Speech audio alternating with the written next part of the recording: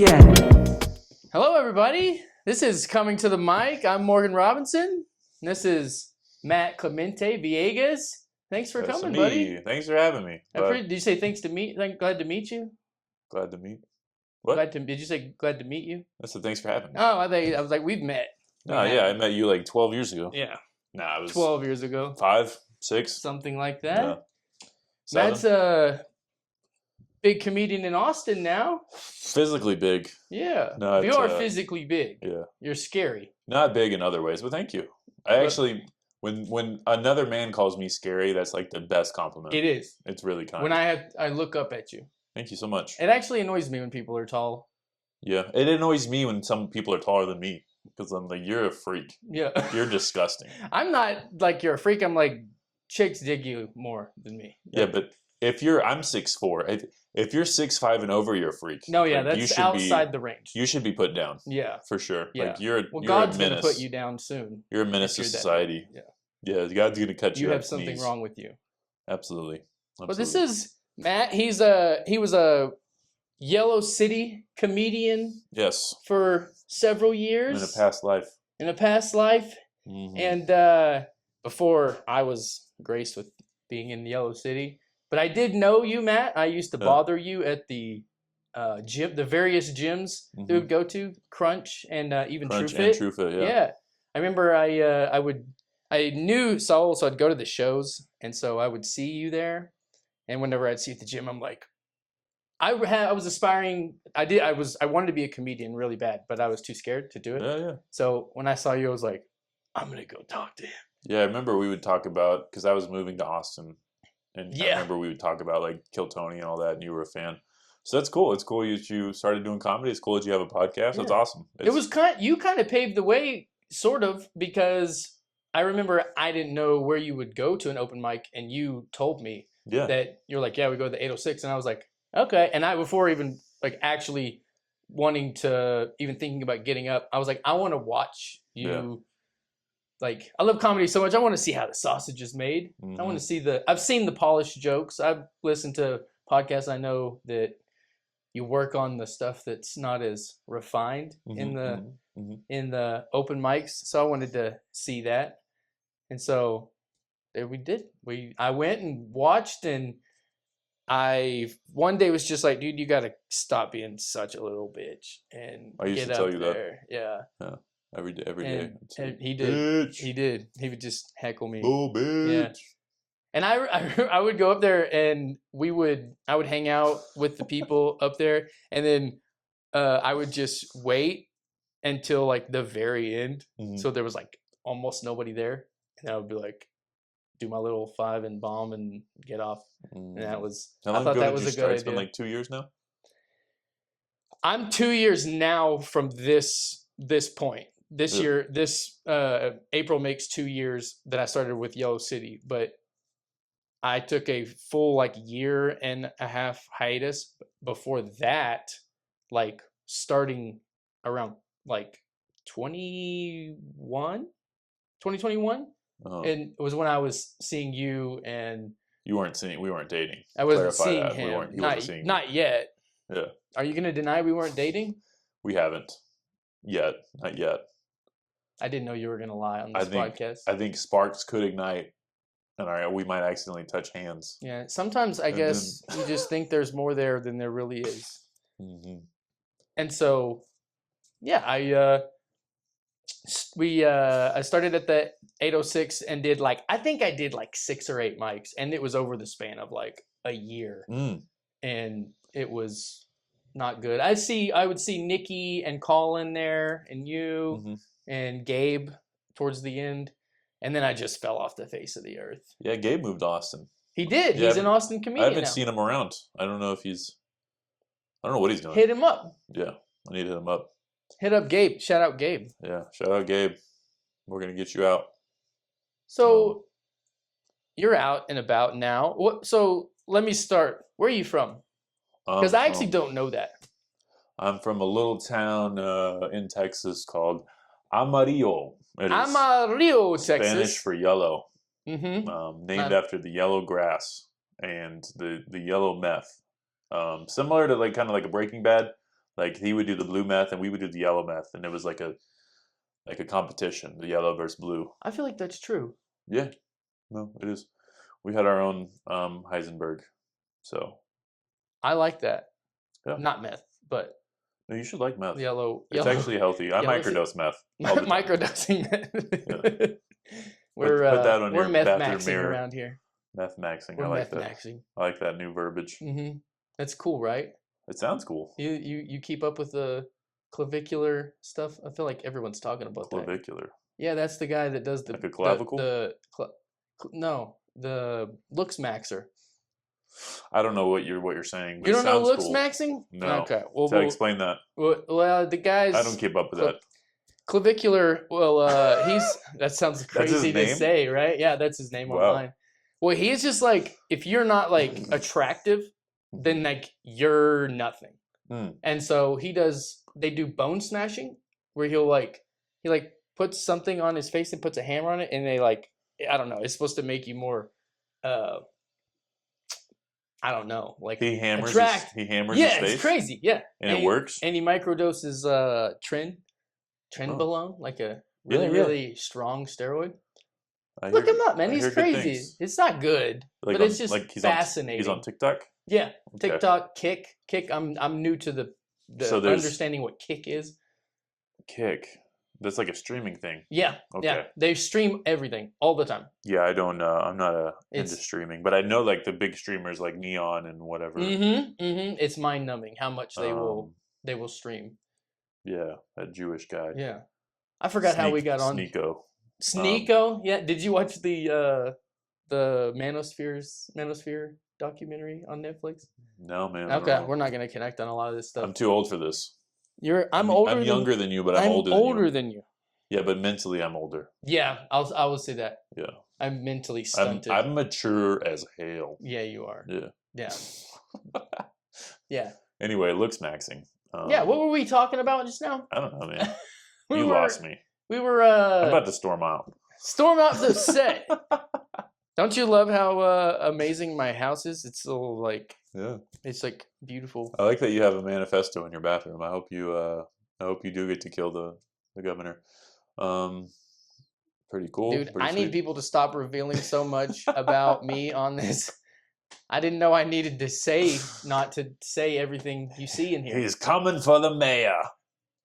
Mm-mm. I don't know who the mayor is. Who's the mayor? Do you know the mayor? I know the mayor. Nice. Cole Stanley. Shout out Cole Stanley. Cole Stanley, what's up? What's up, Cole? I haven't been in Amarillo in a long time. I don't know. I remember there was a lady named Ginger Nelson. Yeah, we don't like her. That's the last. I mean, unless you watch it, do we like it? That's the last name I remember. Ginger Nelson, yeah. But she was the mayor, right? Yeah. Okay, yeah. That's the last one. Last one for me. So back to what we were talking about. You're getting started. You're from Amarillo, Texas. Oh yes. Yes. Math maxing. This is coming to the mic. We want to know how you came to the mic. You came hard. You came hard to the mic. Came hard. You did. You came in hard. Mm-hmm. Did you? What was your first open mic in Amarillo? First open mic. First time I did comedy was I ran for class president as a joke in my senior year of high school, and I had like a pretty good set. It was really dumb, but people laughed. And then I told them not to vote for me at the end because I didn't want to win. And that was like. And then you won. No, that would have been cool if I won. That would have been. I mean, I really didn't want. I didn't want that responsibility. Now that it's over, it would have been fun. Yeah, in hindsight, it would have been cool. But doing it, that would have sucked. Yeah, no, I wouldn't. Wasn't into it. So that was like my first time to do comedy. And then I went to college at WT in Canyon. Shout out Buffaloes. Shout out Buffs. And I did like a speech class. And whenever I would do speeches, I would try to like be funny with them. And sometimes I would bomb. So that's kind of sucked. Sometimes it would work. Speech class is that's probably good practice. Because everybody's terrified to do a speech in those classes. Mm-hmm.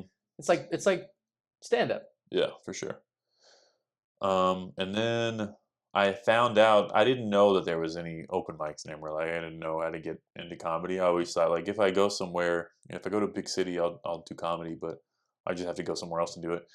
And then I found out about the open mic at the 806, and I just went and signed up. How old were you when you did that? I was 23. 23? Yeah. So not long after, were Were you out of college yet? Yeah, I think I had just finished. Yeah. What'd you graduate with? I graduated with a degree in applied communications. Well, that fits. Advertising, public relations, Mm-hmm. marketing. My minor in marketing, which sounds like Saul. I feel like that's what Saul did. yeah, I think he did the same thing.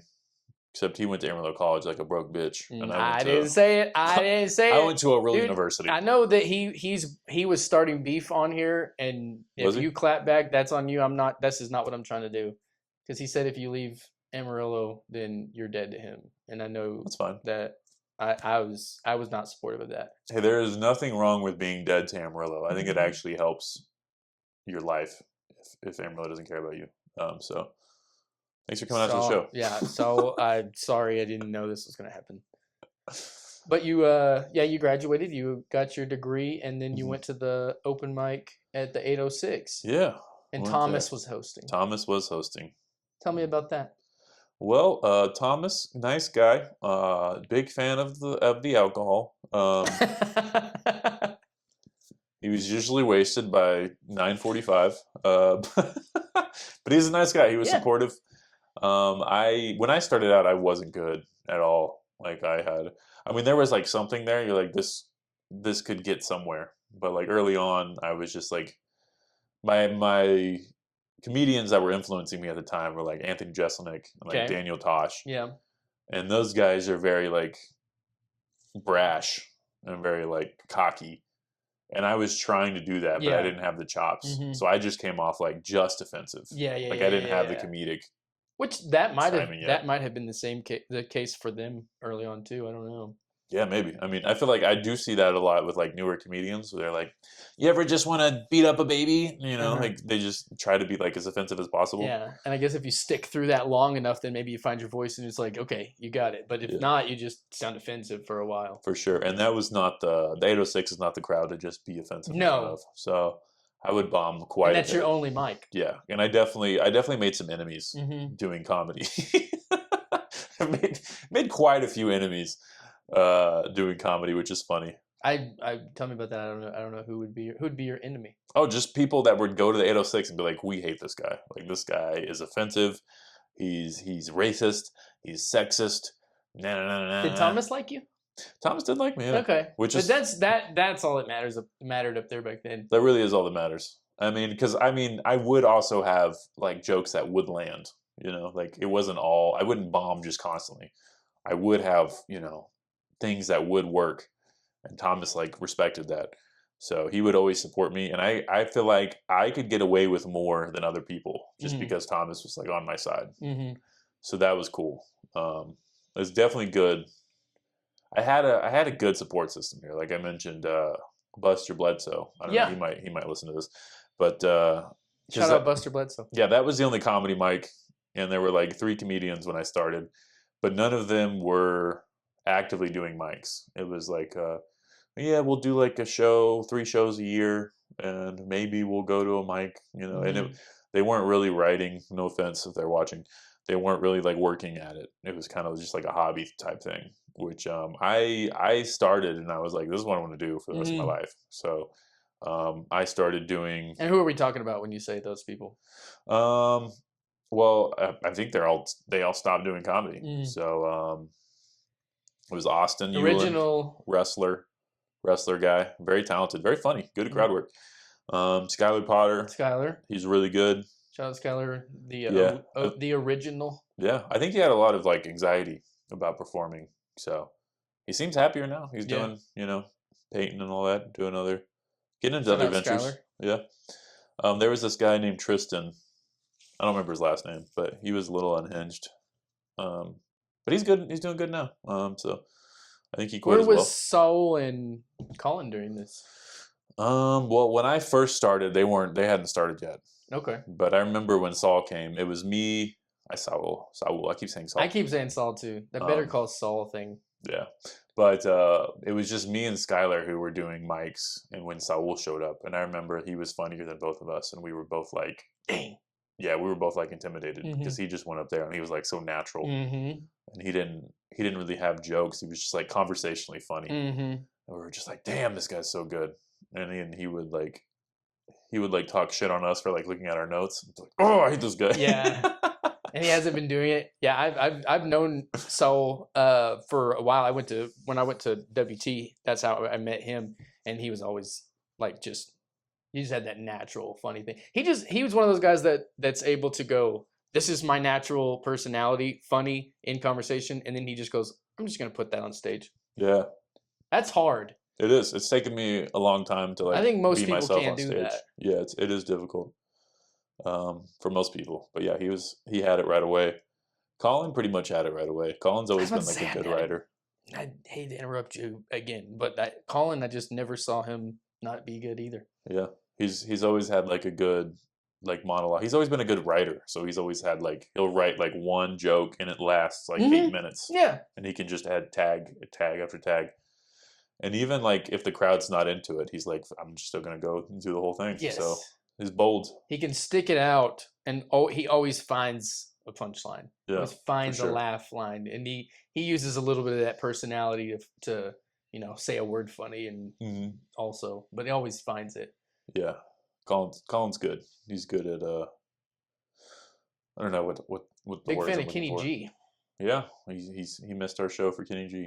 He's such a big fan of Kenny G. He missed your show. Yeah, which I've never listened to Kenny G. I was looking to see if I knew any of his songs. This guy just plays clarinet or something. I don't know if he has vocals. I think he just flute or something. He just kind of jams to the flute. So yeah, I just paid $100 to watch him jam out. Yep, jamming on the flute. But yeah.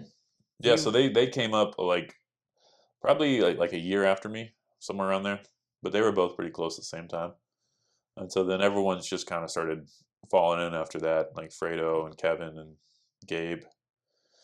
So then it was just that group for like a while until I moved away, and now there's like a whole nother. Yeah, there's a whole new crop now. Yeah, which is cool, man, because like I said, the new crop is actually working harder. So that's cool. I mean, it's only gonna grow from there. Yeah, I've enjoyed some of the new guys that their vigor, that want to write and get up and.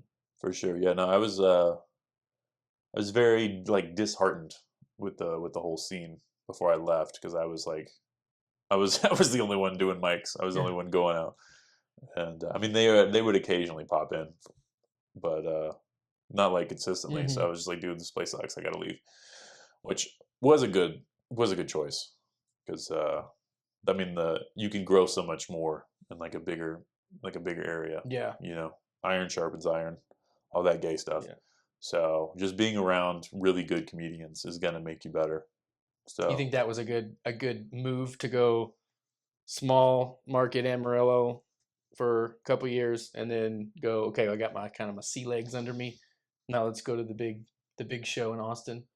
Yeah, I think so. But I also think there could be an advantage to just like starting out in a big city. Because you just get good faster. Yeah, you get good faster. But I do think like there's a benefit to starting here because like you get to see like what the small town crowds are like with like the regular, because when you start going out and like touring, you're not doing Austin stuff. Yeah, you're not doing Austin. You're not doing like LA. You're doing these little country towns that no one's ever heard of, which people don't think about. I don't think about that, but that's like, true. Yeah, when you're like on the road, you got to figure out how to make small town people laugh. Like you can't just be Austin funny, or you're just going to be in Austin. You're just going to be able to work in Austin and nowhere else.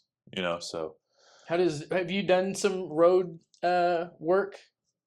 Yeah, mostly around Texas, Oklahoma. What does that look like? You just like for a weekend go to a place? Weekend stuff because I have a day job, so I can't like take too much time off. So yeah, I'll set it up on like weekends.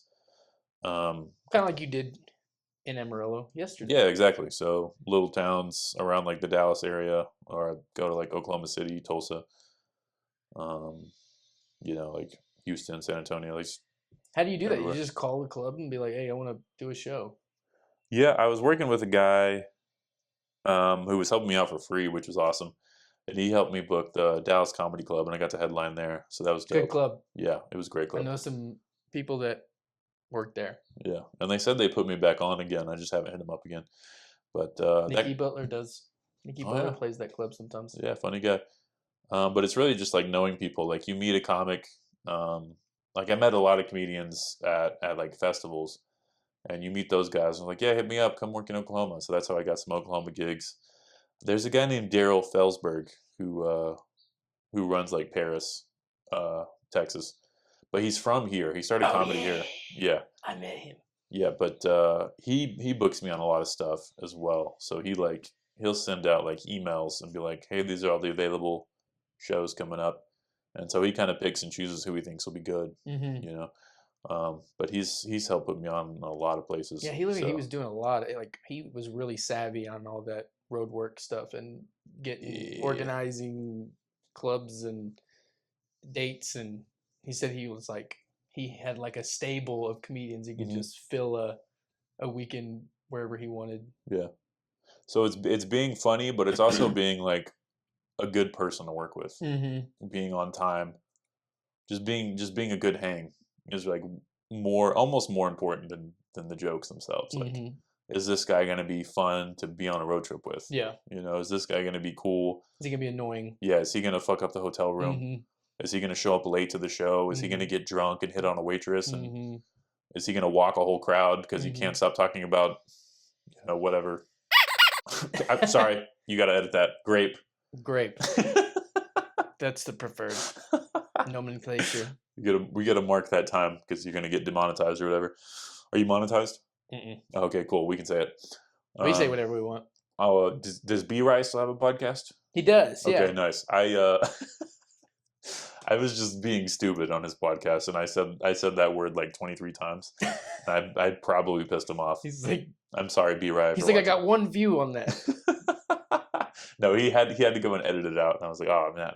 In hindsight, I so felt. You think I should put a sound over that? Maybe so. Okay, we can do that. Yeah, I'm learning too. Because I know you can't say corn with the P word. You can't say that because I know people edit that and you can't even say like people say unalived instead of like off themselves. I just see that from like other podcasts. I'm like, oh, I guess you can't say those words. Yeah. So they say grape, they say corn, they say unalive. I don't know what else they say. I think those are the main three. I should start adopting those things. Those are the main three I see. Yeah. Did you to go back a little bit? Were you said the first time you did comedy, honestly, was probably at your running for class. Was it high school? Did you go to? Canyon. Canyon High School. Eagles. Okay. Oh my god. Yeah. Eagles. That's not even Amarillo, dude. I know. You're not even from Yellow City, dude. Well, I was born at BSA. Okay. Same, actually. I'm from Clarendon, but I was born at Northwest, actually. Clarendon. Yeah. There's a town there. Boo. Yeah, boo. What's their mascot? The Broncos. Okay, not bad. Clarendon Broncos. Yeah, we're pretty cool. That's fun. But yeah, what was I? You ran for class president, did your set. What was there anybody? You said you were influenced by Daniel Tosh and Anthony Jeselnik. I heard someone told me this, and I don't even know if this is true or not. I haven't looked this up, but I heard that how Jeselnik got his like style was that like when he first started, which is relevant to what you said earlier. Like when he was first doing comedy, he didn't really like kind of like know what to do. So he was just like, I'm gonna play the most confident, like bolsterous, like boisterous, like I don't care, like confident comedian. And then and he just did that, and then that's how he got his voice. Like he was just playing a person to begin with. I haven't heard that, but I mean, it checks out. Yeah. He is kind of a dick in real life too. So. Did you meet him? No. I just saw like he was going after like the Legion of Skanks. Okay. You know those guys? Yeah, he goes after people that. Yeah, he's don't go after them. He's attacking other comedians for like being like right wing or whatever. But it's like you made all your money telling like rape jokes. Yeah. Like, yeah. Who are you? Like nothing in your act is real. So why are you like scolding these people? I don't support like comedians attacking other comedians under like really any circumstance. Yeah. Like I think it sucks. I think there's a lot of that going on now. There is, yeah. It's stupid. I think it's especially like the Legion of Skanks. Those guys are like genuinely hilarious, and they're not even. I mean, Dave is I guess kind of more right wing, but he's not even. He's more like libertarian. But I mean, he's not liberal, so I guess you could attack him for that. but it's not like they're like running around being like pro-Trump or anything. You know, they're just regular dudes. Mm-hmm. And he's Yeah, like, that comedy war stuff is weird. yeah. So he went after them, and it just came off as like stupid. Like I thought it was dumb, and I wanted to dislike him, but then I watched his Netflix special, and like, it was really good. Yeah, he's still hilarious. He's a really good guy to watch, to try to like see how he does his jokes. Like, he's a really good guy to like learn from. Mm-hmm, mm-hmm. But so were you, when you were growing up, were you ever like, I want to be a stand-up comedian, or was the first time you thought about it when you did that speech for class president? No, I'd wanted to do it like my whole life. I remember in second grade, I told the teacher I wanted to be a comedian. That's the oldest memory I have of thinking about it. But I don't even know. And you were just like, I don't think it's realistic that I could do that because I'm in Amarillo. Yeah, I kind of I stopped saying it out loud because I thought it sounded, because I saw everyone else was like, I want to be a veterinarian, and I was like, oh, maybe I should just say I want to do a regular job. So then, maybe I should just pretend. Maybe I say I want to be a doctor. Yeah, because it was kind of like when you're in kindergarten, you're like, I want to be Batman. You know, it's kind of along the same lines. Mm-hmm. I used to tell people I wanted to be in the NBA, so it's the same. Yeah. If I was you, then that would have made sense because you're a tall man. Yeah, I could have. It's silly for me to say that. You could do it. I mean, you're white. You think I could still do it? You don't have anything going for you. Do you think I could still do it? I don't know. Can you shoot? Mm. No. The answer is no. You can't do it. No hops. Yeah. Second grade, wanted to be a comedian. So it's something I'd always wanted to do, like my whole life. So yeah, then I did it. Just manifested itself in that presidential run that you had. Yeah, I was like, I'm gonna do a speech in front of the class, and I'm just gonna be dumb and retarded. And here we are today. Still doing it. Now you're doing a huge podcast. 12 years later, still dumb and retarded. Or I guess 14 years later. Still dumb and retarded. I'm 32. It's cool. If you want to just be dumb and retarded your whole life, it's a good job. I think so. Well, I had to do the math. I think it's 14. 14 years? What? 32 minus 18. I gotta write it. That's how long you've been doing it? 14. That's when because I was 18 when I did the, I might have been 17. Anyway, approximately 14 years. High school kid. Yeah. Still dumb and retarded was the point. Okay. A little bit dumb, a little bit that's retarded. a lot. Who's that? Creed. Yeah. Creed. Again, retarded. Dude, that was really good. That was the 90s. I like that. Everyone sounded like that in the 90s. I used to love Creed. Yeah. I used to love Creed. So, this is my Mount Rushmore of comedians behind you. I agree. I think Louis is the greatest of all time. You do? Yeah. We are in agreement there? Okay, cool. You think so too? Well, I mean, I'm not, this is not in order. This is just the top 4 of all time. Who's the greatest of all time? That's tough, man. Pussy. So who would your Mount Rushmore be? I think I know 2 of them. I mean, pretty much this one. Yeah, I think this covers it. So you're like, yep, seal of approval. Yeah, I mean, generally when I name, maybe Cat Williams. Okay, I would add him. Cat Williams, I like that. Yeah, Pimp Chronicles. Pimp Chronicles was really good.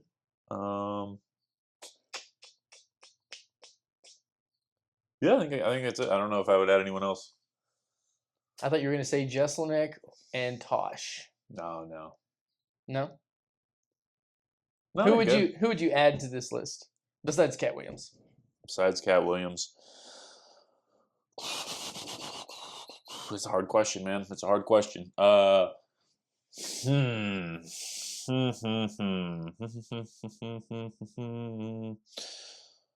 can't think of his name right now. Brian Regan. I don't give no respect. What's his name? Oh yeah, Rodney Dangerfield. Rodney Dangerfield. It's a good one. That's who Larry said. Norm Macdonald. I would add Norm Macdonald. Norm Macdonald's a good one. Yeah. Just put Zay onto the movie Dirty Work. Did you watch the movie Dirty Work? You haven't seen that? No. Norm and Artie Lang? Oh, it sounds fun. Yeah, you should watch that. That's awesome. Great movie. What's it streaming on? I have no idea. Okay, well, I'll look it up. Look it up. I want to watch more Richard Pryor movies too, because he made a bunch of movies I haven't seen. You know, I've seen the Live on the Sunset Strip special. I actually haven't seen a lot of other ones than that, but is that the one where the people are coming back to their seats? Yeah, because so it's like a Aretha Franklin concert or something that he's like closing, and then they film a special. That's so cool to like start your set like that. And there's the camera guy up front, and he's like, get the hell out of here. And the camera's like, they don't edit anything. He's just like, that was before specials were like they are now. He was so funny, man. Yeah, I feel like he was like, I mean, there were comedians before him, but they weren't. They were doing like impressions. They were basically doing like acting on stage, and he was like the first one to like really just like go for it, and like he set the tone for like everything we're doing. Definitely, and I didn't do this on purpose, but in order there, these guys influenced the next one a lot. Maybe not as much Louis, but yeah, I don't know who started first between Louis and Chappelle. I know Chappelle started when he was 17. But have you seen it's a documentary about Eddie Murphy. It's called like Being Eddie, I think is what it's called. And he gets into it. He gets into how much how important Pryor was to him, and then Dave's on there talking about like how these guys had, and I didn't mean to do this, but they like kind of passed the baton to each other. And yeah, some of Pryor's jokes were just so good. Like, yeah, they're timeless. So is Eddie Murphy. Eddie Murphy too. I'm wondering if Eddie Murphy will come out of retirement. He did the least. I think from what I've heard is like he like respects the art form too much to like come back and not like actually work on it. So he would be a tough one. I feel like if you're Eddie Murphy, like thinking about it being that long since you've done stand up, I can't imagine like just picking up the mic and having to work out and in clubs, and that would just be. I mean, I would like to see him do it, but I just think that would be crazy for him. Like that'd be crazy work. He's really old. He's older now. You're also like super famous, so I think he'd have to do like drop-ins where people aren't expecting. Yeah, I don't know how people that famous work out. Yeah, I mean, it'd be hard. Rogan does it. Yeah, but he owns a club. For sure. He's not as funny as those guys though, but yeah. No, but he's as famous. Yeah, for sure. He's unique because he's like more famous from his podcast. Like I remember, like I didn't realize he was a comedian for like the longest time. I just thought You're like Fear Factor guy. Yeah, Fear Factor. That's what Fear Factor and UFC. And then I think it was like around. No, it was before I did comedy. He had like a Netflix special, like he recorded in like Denver or something. And I was like, oh, this guy is a stand-up. Yeah, actually a good stand-up. Yeah, he's really important to the comedy scene at the Comedy Store as well. It's a Comedy Store documentary, and they actually like a whole like episode of it was about the Rogan era and how much he was like kind of like tamping down some of that like real animosity between comedians, and people were like being what's the word very they're limiting beliefs, what is that called, whatever you do, like and people were just scrapping for a piece of pie, and there was not enough, but if he was the kind of like, I'll help this guy, and I want my opener to kill, and I'll open. Oh, I see what you mean. And like just that everybody can eat, and we don't have to like be backbiting. Like and the scarcity mindset. Scarcity. That's the one. He was like eliminating the scarcity mindset. But yeah, I think he talks about it a lot on his podcast about like everyone back then wanted to be on like a sitcom, and that was like the ultimate thing. And then the whole Carlos Mencia thing, I think is what. And that was probably what made him most famous. Yeah, that's what blew it up. And that's what kicked him out of the store. So crazy stuff. Yeah. And that to move on from that, I was this is a bit I'm really excited to hear what you'll say. Okay. You've been doing this for how long have you been a comedian now? It'll be 9 years on the 26th. 9 years. Dude, you're gonna have your 10 years. You'll be a black belt. I don't know what day it is. It's the 11th. Okay. So 8 years for now. And then if you could give yourself, a young comedian, maybe yourself back when if you could go back in time, what would be some advice, a piece of advice you would give a young comedian or yourself? Yeah, I would say give up now. Give up now. Give up now. That's new one. We haven't got that one yet. Sell insurance. Sell insurance.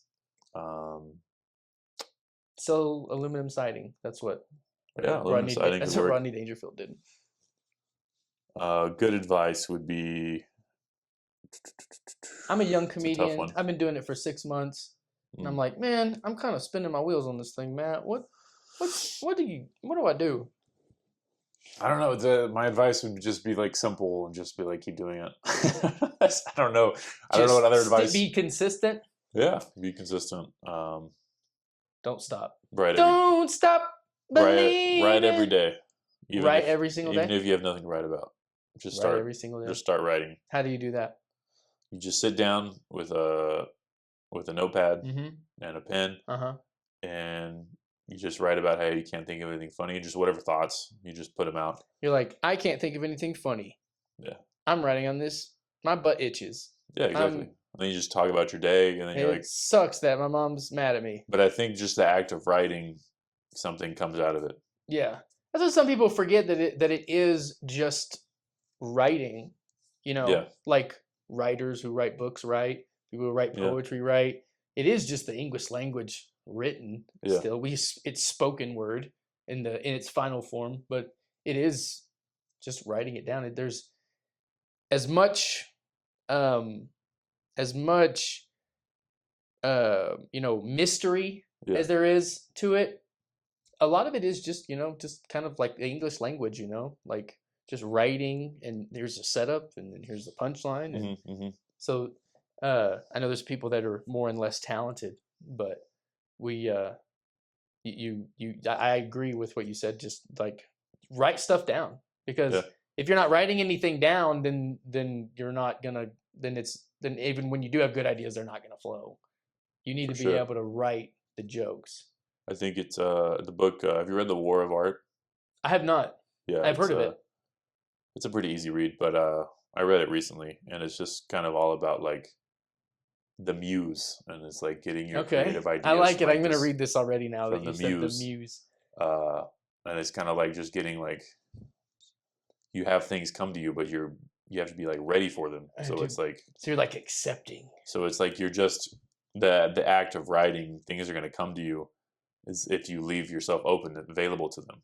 Because if you're just waiting for inspiration, it may come, it may not. Like you may write a joke every month. But if you're like actively sitting down and just leaving yourself open to ideas, they're going to come. It's going to be more accessible. Like your mind, you're getting your mind and your whole system like used to this habit of like writing every day. So and and when you're first starting, you don't know what you don't know what your system is to writing a joke. So you're just like beating your head against the wall. And so once you just kind of put pen to paper and do that for a while, then you can kind of go, a couple of years later, you can go, okay, if I need to write a joke about something, I know how to approach that. Yeah.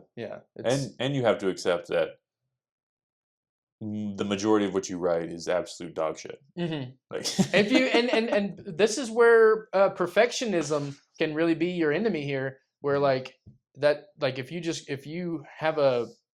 write something down and it's like, well, that's not perfect, then that frustrates me.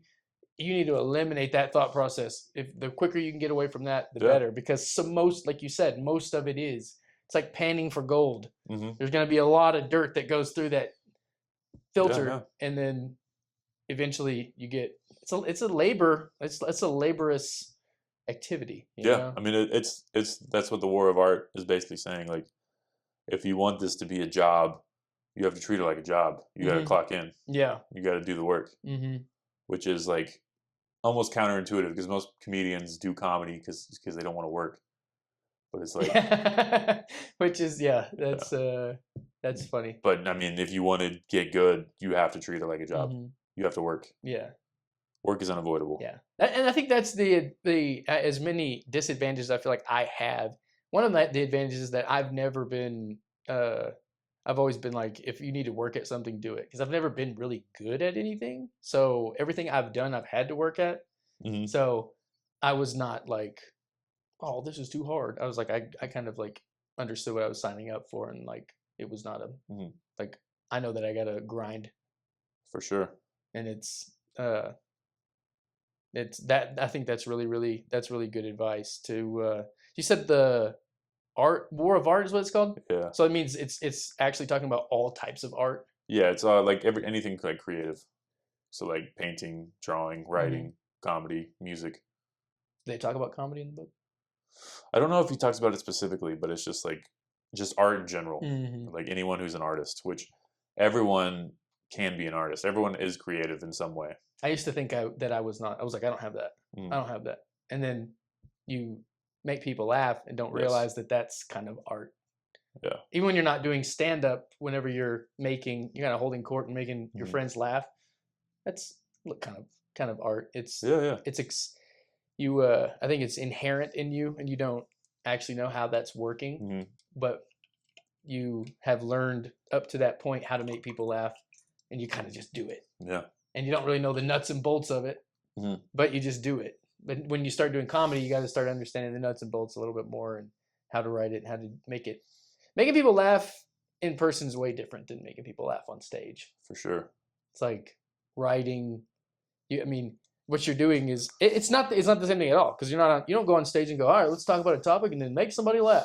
You're at home, you write jokes, pray they're good, work on them, punch them up, and then you go to the stage, and then make people laugh. So it's not near as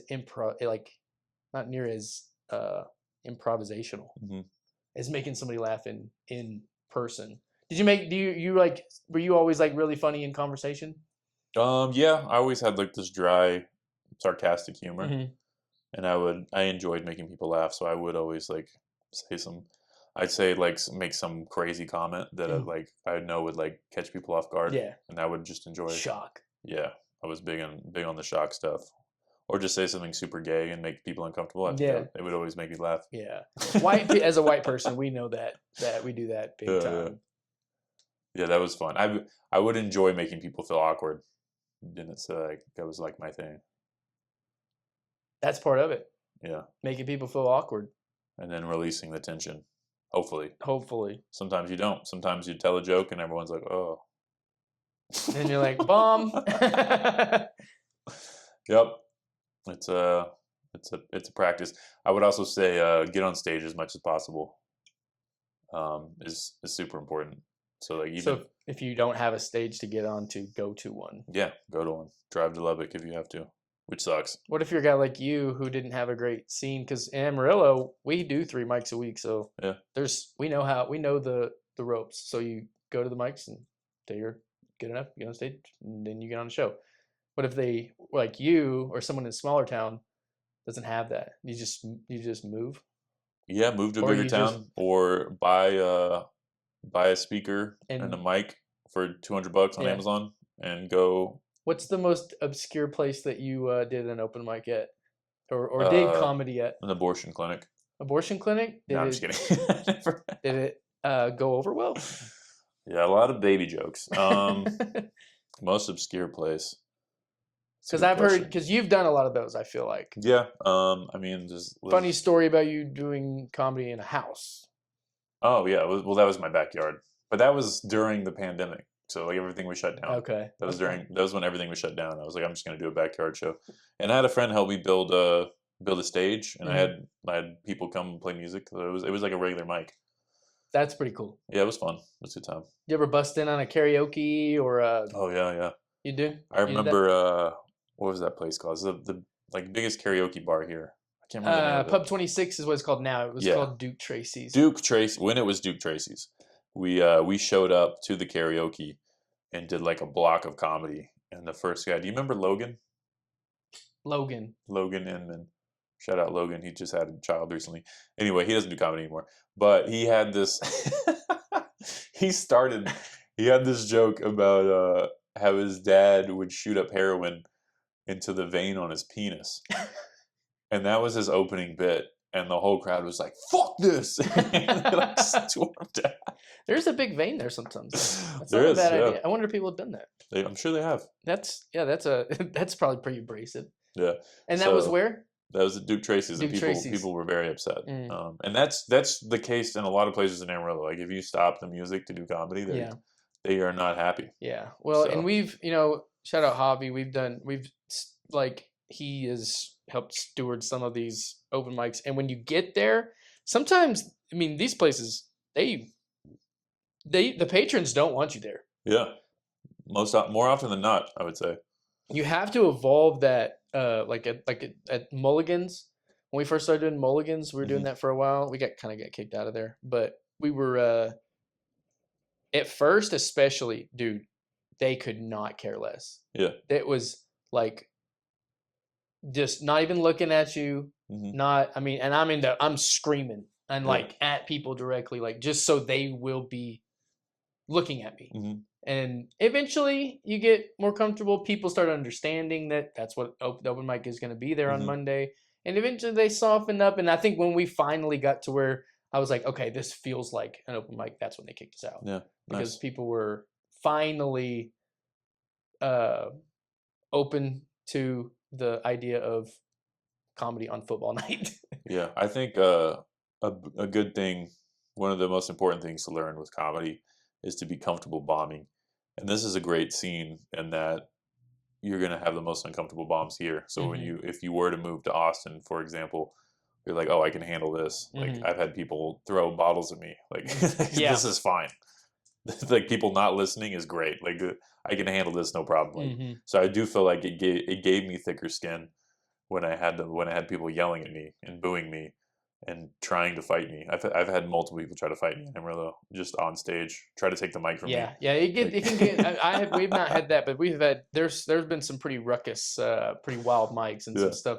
People trying to take the mic from the guy who's got the mic. It's I've not had someone try to fight me, but I think y'all were more ballsy and more brave to say things to people than I am. But because I know y'all were in Whiskey River. Whiskey River, yeah. Yeah, and those people don't play. Whiskey River, and then that place, it's another country bar where they had like big beers. I don't remember. It's not Rounders. It's another place that Buster used to perform at. He still probably performs there every week, but I don't know. We did a couple of shows there, and they got like they canceled it because one of the comics made a joke about one of the biker gangs, and they were like, "You can't do that." That's a biker gang. You can't make a joke about him. Well, the biker gang might murder him if he. They might literally. Yeah, they might. A lot of banditos around here. That was who he was making fun of. Yeah, they don't play. I can't believe he would make a joke about about someone like that. Yeah, it is insane. It is an insane thing to do. I envy that fearlessness. I think it was called Broken Spoke. Yeah, Broken Spoke. That was the name. It's funny because there's a Broken Spoke in Austin that's like famous. It's like a well-known bar. But then there's also one in Amarillo that's like a little dingy. Lovely place. Little dingy. I didn't know y'all did open mics. That some of those open mics you're talking about, I didn't know that y'all did. I did know the Whiskey River days. No, Broken Spoke wasn't a comedy mic. I would just show up. You just show up. Show up and go up between musicians. And be like, hey, can I do comedy? Yeah. That's how you know you get, like, you got the bug, dude. If you're like, can I, like, that's. Yeah. I sure. I have done. I was gonna say I don't have that bone, but I have crashed a karaoke before at what's the Beef O'Brady's. They had a karaoke there. I was with nice. Dub Alexander. Shout out Dub, and he was like, "Dude, do 5 minutes." I was like, "How'd it go?" It went well. They were really receptive. Oh, they nice. Were good. That's fun. I was in the round basically. It was just like they were just lining the walls. I was like doing this, and I just did 5, and they laughed, and I was very nervous. Very good. But that's awesome. So, yeah. So I have a fan question. All right. And this comes from Jeff. His name is Jeff. I like that you have notes. Yeah, I have notes. That one just says drink. Mm-hmm. Oh, I forgot to do that. Nice. I forget to drink water sometimes. So you got a reminder. Mm-hmm. Smart. Put that on your mirror. Yes, this is Jeffrey Epstein. There's a lot of famous Jeffreys. Epstein, Dahmer. Jeffrey Lang Hennig.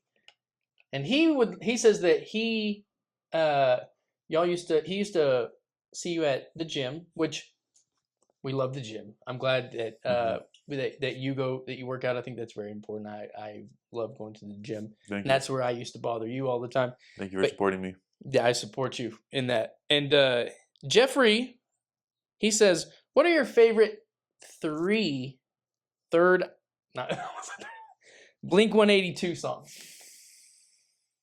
You want me to tell you mine? Yeah, go ahead. I don't listen to Blink-182 I Miss like that. You. I Miss You. Okay. I Miss You. I like that one. I like that one. It's all eating all the spiders and thinking they're inside. Yeah. I like that one. That's like really dark. Eating all the spiders at the same song? Something about the... Is that a different song? No. You just named one. No, song. it's the same song. Okay. Same song. Something about the spiders and eating their insides. Make the decision to call you. I say strange, thinking on the haunting every time. Nice. Is that the right song? Or is that a different song? I think so. I don't know, man. That's a cool song. I like that song. That's I Miss You. All the Small Things. Mm-hmm. And what's my age again? Hope I didn't steal all yours. But I wrote 3 down. All right, I'll take 2 of those. What are your favorite 3? What's my age again? And the first one you said, I already forgot. I Miss You. I Miss You. And then the Adam song about the kid killing himself. I think it's pretty cool. The what? The kid killing himself. It's like What's kid's Adam song. It's Adam like song? It's like a kid who killed himself. You like songs about when people kill themselves? Well, I think it's like a cool, because they like the lyrics are his like suicide note. And he's like, really? Yeah. You ever heard the song? It's like from the kid's perspective. Okay. And he's like, it's not her fault, this way at all. I haven't heard this song. Yeah. It's like apple juice in the hall. Please tell mom this is not her fault. I killed myself. No, I'm just kidding. That's not the lyrics. Basically, yeah, close enough. That's dark. Yeah, I like it. I think it's vulnerable. It's a vulnerable song. Yeah, emotional. Yeah, stand-ups appreciate vulnerability. Yeah, we're vulnerable. I'm trying to be more vulnerable. Yeah, but that's a good song. That's a little dark of a song for Blink-182. They have dark songs though. Yeah. So there you go, Jeff. That's his favorite 3. Dark songs are important. Dark songs are important. Relatable. They're relatable. Songs about wanting to kill yourself. Who hasn't? Who hasn't had that song in their head? Yep. So what else? What else you want to talk about? You what's Austin like? Austin, there's a lot of food trucks. A lot of food trucks. A lot of progressive people. A lot of famous. You meet a lot of famous people. I met some famous comics. Nobody like super famous, but like Ron Wyatt. I keep forgetting this other guy's name. I want to say it's like Hal. I don't know. He's been in a lot of movies. He's like an older, like goofy guy. I don't know. I said hi to Mark Norman from a distance. Oh, we love Mark Norman. Yeah. It was either him or Kevin Hart. I couldn't tell. Couldn't tell which one. Mark Vince, get that. I mean, I've done a show with like David Lucas. You did? Yeah. Cool. I mean, I knew Timmy No Breaks before he was Timmy No Breaks. Cool guy. He's big time now. I saw him on a big podcast the other day. He's huge. I think he was on Dan Soder's podcast. He almost went on a date with my girlfriend.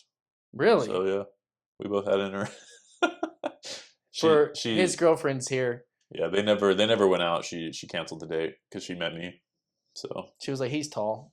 Yeah, I stole his girl. Whatever. You stole Timmy No Breaks' girl? Yeah, but I mean, he's a millionaire. I got the one of my dreams. So that's a pretty. Who cool really story. won? Who really won? You win. No, but he's hilarious. I love his stuff on Kill Tony. I met Tony, of course. William Montgomery. Yeah, I mean that's. I mean, pretty much. I should have opened with this. I've met all the regulars. You've been on Kill Tony 3 times. Yeah. Right, 3 times. Yeah, good stuff. Yeah. That's huge show, giant show. That makes you the celebrity of Amarillo, basically. Yeah, but it's not like you have to like earn your spot on there. You're you're lucky. Yeah, you just it's all like getting pulled. Well, out you earned you earned it if you've been up 3 times, because that means you were signed. How many times did you sign up? At least 100. I don't know. I Have couldn't to tell be. you. Yeah. Because there's like 300 in the bucket a lot of times, right? Yeah. It took me. I got on 3 times, and it was in a span of 3 years. So. I know you went on when it was at the Vulcan. Yeah. Because I was real You hadn't been gone very long, and I remember being like, dude, I got on right away. I remember seeing that, and I was like, oh my god, that was crazy. Matt's on. I got on twice, like almost back to back, and then but that was in 21, and then I didn't get on again until 24. So you've been in Austin how long now? I moved there in 21, so it's 26 now. It'll be 5 years in August 10th. Time just flies by, huh? Time do be flying, which is cool. It's been great. Who else have you met? I gotta look up that guy's freaking. He's been like a guest on Kill Tony a lot. He's like a goofier white guy. Damn it! I'll think of it later. Have you met Matt McCusker? Yeah, I actually did meet Matt McCusker. You did? Yeah, I love Matt McCusker. He was walking by. Yeah, I just meet a lot of people just like on 6th Street because they're like walking up and down it. That guy he's on a podcast with Chris D'Elia now. He was on Workaholics. Eric Griffin. I met him. Eric Griffin's funny. Yeah. There's a black guy. I can't remember his name. He's a really funny. I don't know. I met him. That crazy guy who's like big into conspiracy theories. Kurt Metzger. I was about to say Kurt Metzger. Yeah. But yeah, you just see all these guys just like hanging out at the Creek in the Cave, or just hanging out. What a scene, man! To see all those people all the time. It is wild. So you go to the Creek in the Cave a lot? Yeah, that's the best place for comics to hang. You see Lamerly and. Oh yeah, I see Lamar all the time, and what's his name? The little white guy. Yeah, I've done shows with both of them. They're funny guys. You should tell them to come on do a show in Amarillo. They probably would. That would be fun. I haven't met Shane, but I've met everyone else on this podcast, so that's pretty cool.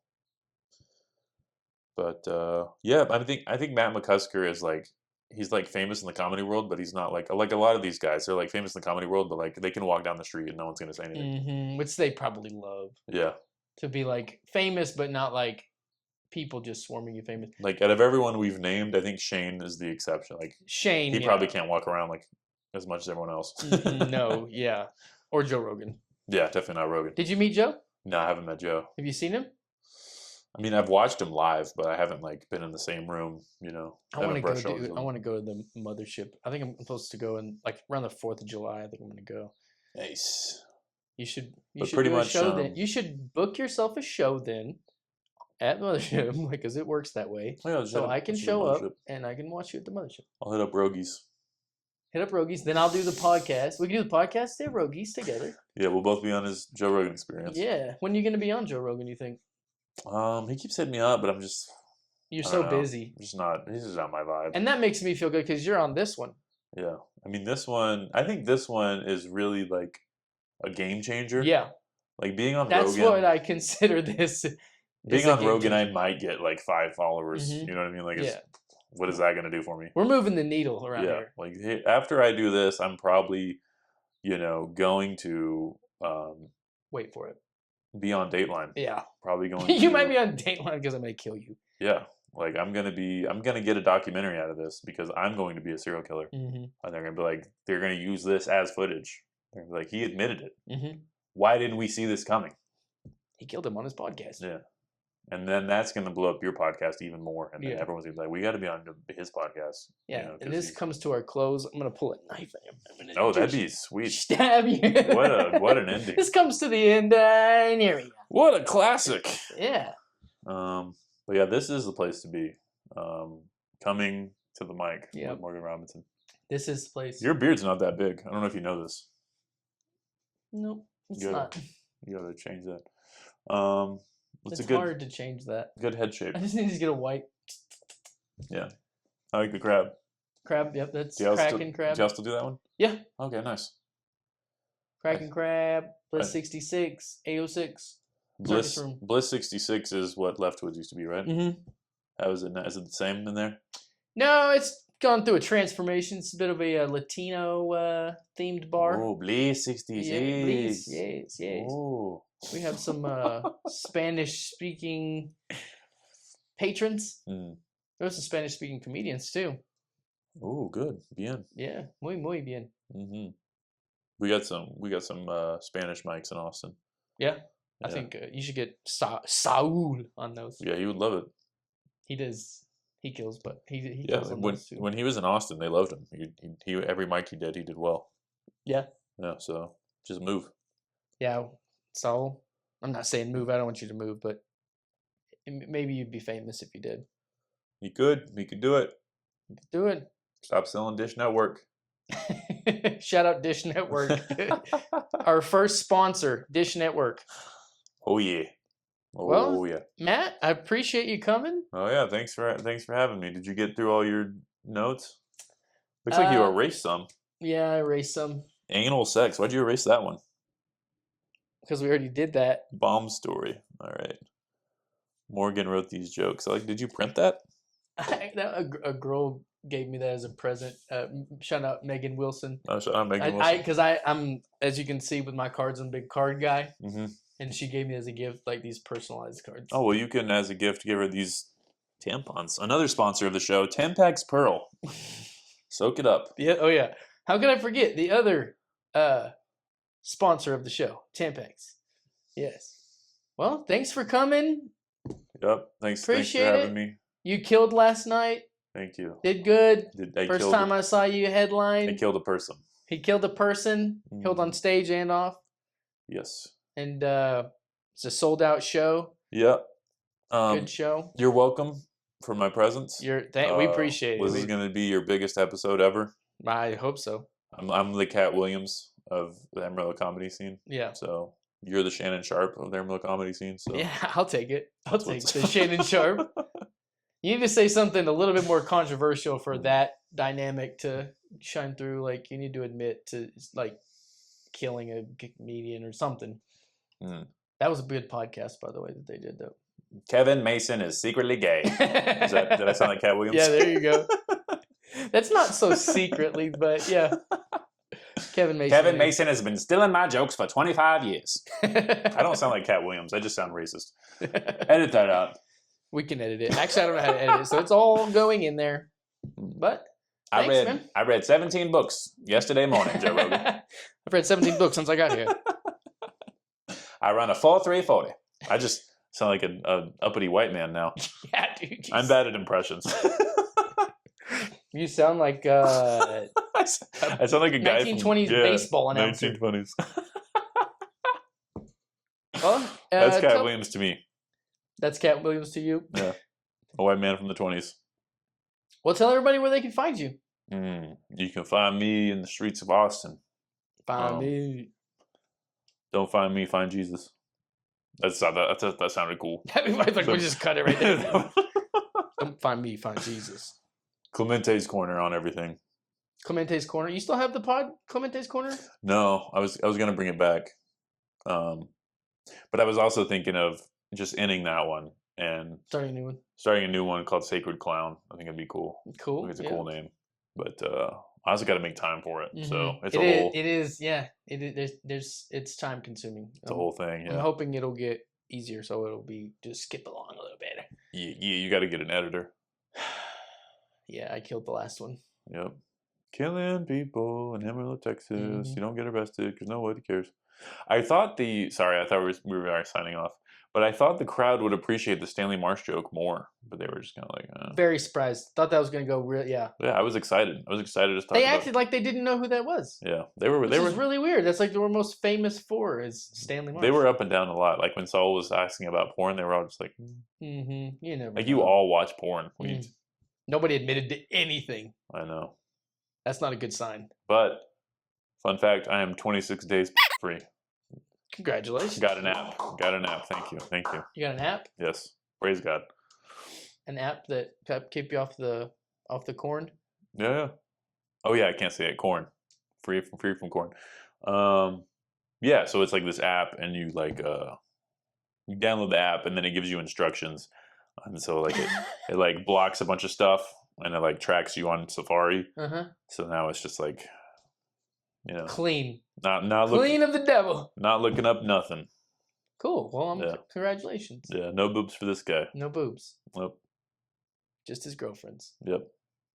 Well, thanks for coming. Thanks Clemente's Corner on everything. Mm-hmm. Appreciate it. Come back and see us. And come do a show again. Bring some famous friends. One of these days. Be famous and then shout us out. And don't forget where you came from. I will. I already have. No, don't. Don't forget where you came from. For God's sakes, don't forget. Oh, you're a good actor. Thank you. Well, thanks for coming. Yeah. Appreciate it. Goodbye. Yeah.